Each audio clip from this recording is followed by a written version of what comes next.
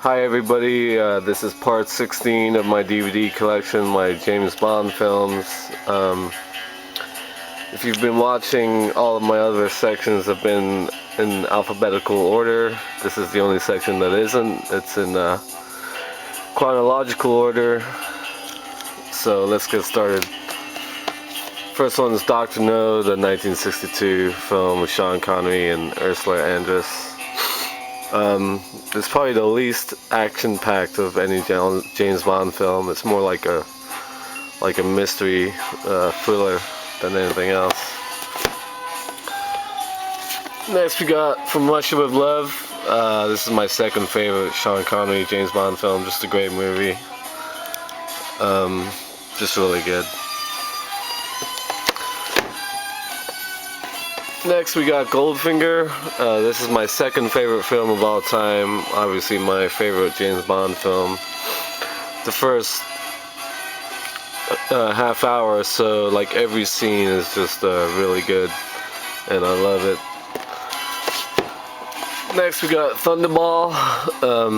Really some of the best underwater action scenes ever shot in this film with Sean Connery. Good villains. It's really long though. It's probably the longest Bond film. Next we got You Only Live Twice, 1967. It's kind of set in Japan. Then we have the On Her Majesty's Secret Service, the only one that George Lazenby did as James Bond. It's actually one of the most emotional James Bond movies because he gets married and his wife dies on their wedding day. The ending always gets to me for some reason. It's like the only James Bond film that has that effect on me. Next we got Diamonds Are Forever. Sean Connery returned in 1971 to do this film after Lazenby didn't really work out.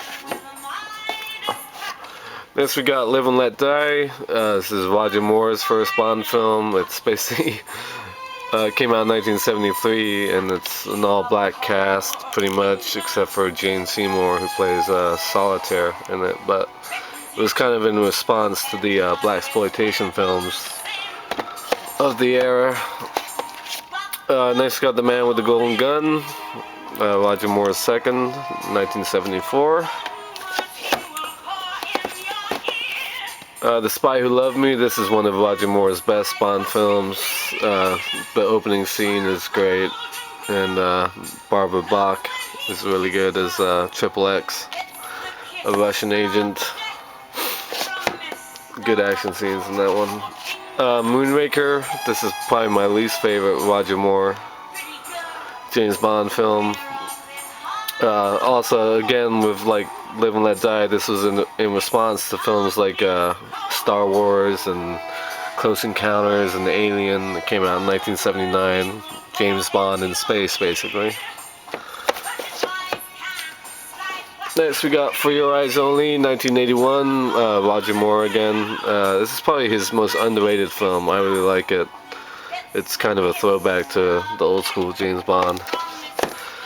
And this is my second favorite James Bond, Octopussy, with Roger Moore. That was a little bit of Sean Connery for you there. I love this film. It's just so great. It's action-packed, non-stop. It's my second favorite Bond film. It came out in 1983, and so did this movie, Never Say Never Again, which is an unofficial James Bond film with Sean Connery, because there was a rights issue or something. I don't know the exact story, but it's essentially a remake of Thunderball. Kim Basinger's in it. It's not as good as Thunderball, and it's alright though. And next we got A View to a Kill, Roger Moore's last James Bond, set in San Francisco with Christopher Walken as the bad guy, Max Zorin. It's even though he's kind of old in this, I really like it. It's one of my favorite Bond films. Next we got The Living Daylights, Timothy Dalton, 1987. He only did 2 Bond films, and they're 2 of my least favorite Bond movies. Even though Timothy Dalton is a good actor and he was a good Bond, the movies that he was in weren't that good. This is my least favorite Bond film, License to Kill. It's just kind of ugly the way it starts out with this drug kingpin in South America, and it's kind of nasty at the beginning of this film. Next we got GoldenEye. Awesome, great Bond film. It's Pierce Brosnan's first one, obviously, in 1995. It's his best one. It's one of my favorite Bond films. Famke Janssen is Xenia on the top. Just great action. Alec Trevelyan, played by Sean Bean, a great villain. And of course they made it into a kick-ass video game that I played for like 3 years in a row on Nintendo's, I think it was Nintendo 64. Tomorrow Never Dies. This is my least favorite Pierce Brosnan film. 1997 movie. Terry Hatcher. I didn't like Jonathan Pryce as the villain. I thought he was too cartoonish. Next we got The World Is Not Enough. His third film with Denise Richards and Sophie Marceau and Robert Carlyle. I really like the opening song by Garbage, though, in this. Garbage is one of my favorite bands. And Brosnan's last Bond film, Die Another Day, and it's an okay movie, but I can't stand Halle Berry, and she kind of ruins it for me. Okay, down here we got Casino Royale. I know a lot of people love this because of what's his name, Daniel Craig. But for me, it's just not Bond. It's not the Bond I grew up with. It wasn't. I grew up mainly with Roger Moore, and Sean Connery's my favorite actor. Everybody loves this movie, but it's the beginning of the end for the franchise, if you ask me. It's a good movie, and I like it, but it's the beginning of the end right there. And this one really did kill it, because this movie sucked. I mean, it's okay, it's watchable, and there are parts I like, but it's just not the Bond I know. It's not the Bond I know and love. And I know people love Daniel Craig, but now, where is Bond now? It's kind of in limbo. And I also have the Ultimate Edition, all 4 volumes. It has the first 20 Bond movies up to Die Another Day.